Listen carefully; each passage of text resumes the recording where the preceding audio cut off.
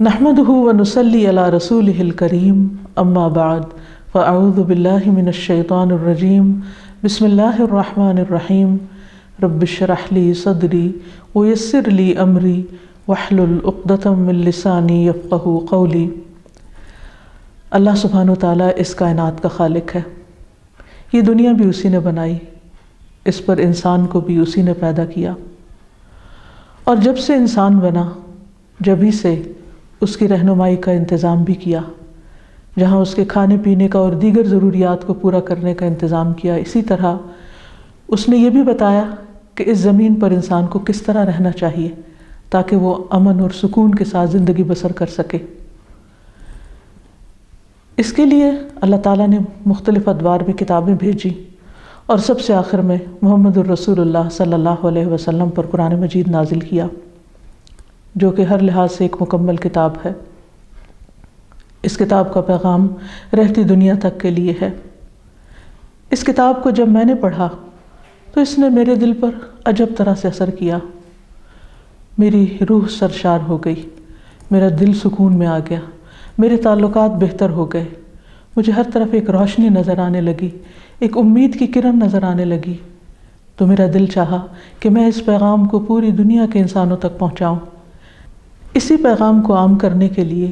چھوٹی چھوٹی کوششوں سے آغاز کیا گیا، جو بالآخر ایک ادارے کی شکل میں سامنے آیا، جس میں ہر طبقہ فکر کی خواتین اور ہر بیک گراؤنڈ سے تعلق رکھنے والی خواتین نے حصہ لیا۔ انہیں قرآن مجید کی تعلیم دی گئی، جس کے نتیجے میں ان کے اندر مثبت اثرات دیکھے گئے۔ قرآن مجید کی تعلیم حاصل کرنے کے بعد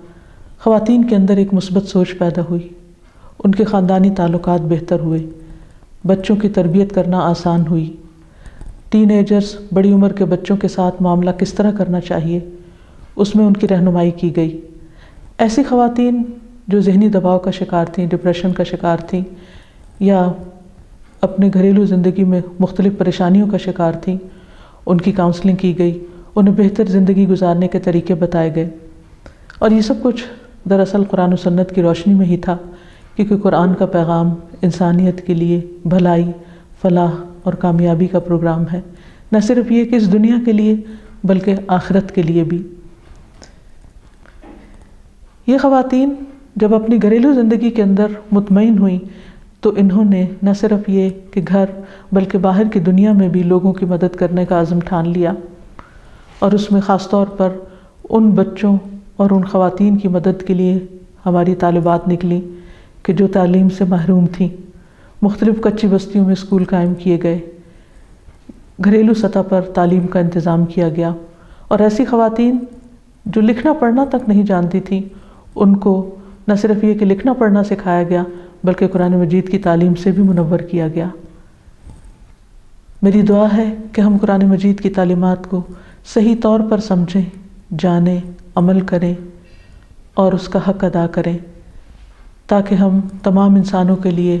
خیر اور بھلائی کا ذریعہ بن جائیں۔ آمین۔